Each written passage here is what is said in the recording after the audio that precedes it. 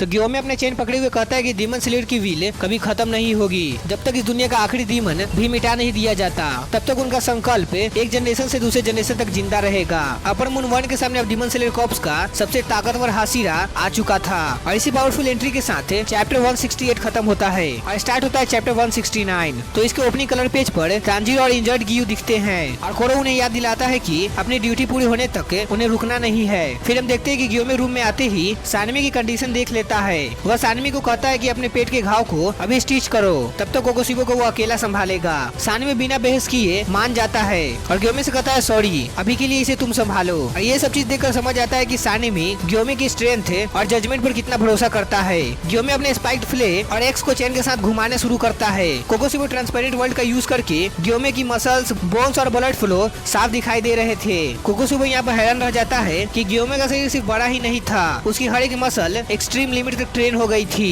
कोकोशिबो सोचता है कि लगभग 300 साल से उसने ग्योमे के लेवल का कोई भी वॉरियर नहीं देखा। ये कम्प्लीमेंट इसीलिए और भी इम्पोर्टेंट है क्योंकि कोकोशिबो लगभग 500 साल से पावरफुल स्वॉर्ड्समैन को फाइट और किल करता आ रहा है। फिर भी ग्योमे को देखकर उसे पहली बार लगा कि उसका सामने कोई सच में एक्सेप्शनल ह्यूमन खड़ा है। ग्योमे अपने चैन को बहुत तेजी से घुमाता है। रोटेशन इतना ज्यादा पावरफुल था कि रूम की हवा भी उसकी तरफ खींचने लगती है। फिर वो अचानक स्पाइक आयरन बॉल को कोकोशिबो की तरफ लॉन्च कर देता है। यहाँ पर कोकोशिबो उस बॉल को डॉज करता है लेकिन ग्योमे का अटैक से सीधा हिट करने के लिए नहीं था। चैन का डायरेक्शन बदलते ही आयरन बॉल पलटकर दूसरे एंगल से कोकोशिबो पर आ जाता है। साथ ही ग्योमे अपने एक्स भी थ्रो कर देता है। कोकोशिबो नोटिस करता है कि ग्योमे एक ही समय पर दो हैवी वेपन्स को अलग अलग डायरेक्शन में कंट्रोल कर रहा है, एक्स, स्पाइक्ड बॉल और उनके बीच की चैन। तीनों मिलाकर एक ऐसा अटैक पैटर्न बना रहे थे जिसमें साफ जगह ढूंढना बहुत ही ज्यादा मुश्किल था। यहाँ पर ग्योमे यूज करता है स्टोन ब्रीदिंग का सेकेंड फॉर्म। स्पाइक्ड बॉल जमीन पर टकरा कर रिबाउंड होता है, एक्स दूसरे एंगल से आता है और चैन कोकोशिबो का रास्ता रोक देती है। कोकोशिबो को पहली बार यहाँ पर सिर्फ अटैक डॉज नहीं बल्कि ग्योमे के वेपन सिस्टम को समझना भी पड़ रहा था।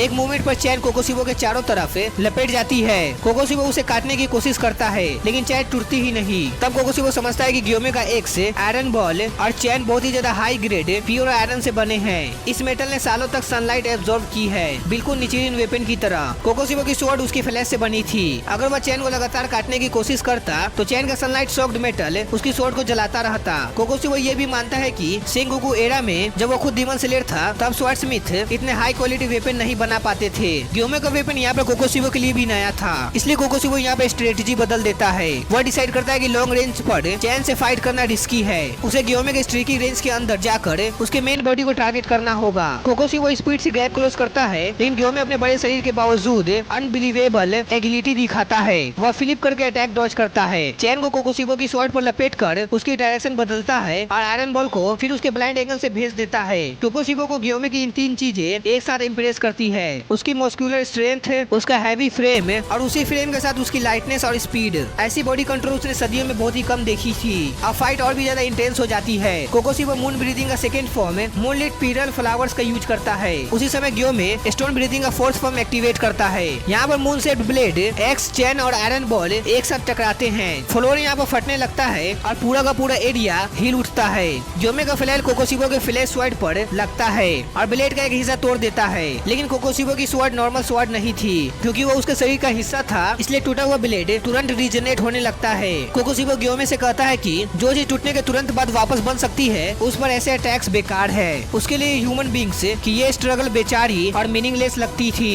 लेकिन ग्योमे के पास अभी एक आखिरी पावर थी जिसे वो मुजान के लिए बचा कर रखना चाहता था। ग्योमे सोचता है कि अगर वो कोकोशिबो को यहीं पर नहीं हरा सका तो मुजान तक पहुंचने का सवाल ही नहीं उठता। अगर वो अब हार गया तो सब कुछ वहीं पर लौट जाएगा जहाँ से शुरू हुआ था। इसलिए इस पावर को सेव करके रखने का अब कोई भी मतलब नहीं था। ग्योमे अपनी ब्रीदिंग को और भी ज्यादा इंटेंस करता है। उसका बॉडी टेम्परेचर और हार्ट बीट तेजी से बढ़ते हैं। फिर उसकी दोनों बाहों पर रॉक की दरार जैसा पैटर्न उभरने लगता है। स्टोन हाशिरा ग्योमे हिमेजिमा का डीमन स्लेयर मार्क अवेकन हो जाता है। अब कोकोशिबो के सामने डीमन स्लेयर कॉर्प्स का सबसे स्ट्रॉन्गेस्ट हाशिरा ही नहीं बल्कि एक डीमन स्लेयर मार्क्ड ग्योमे खड़ा था। ऐसी मैसिव क्लिफ हैंगर के साथ चैप्टर 169 खत्म हो जाता है। तो मिलते हैं नेक्स्ट वीडियो में, तब तक के लिए बाय।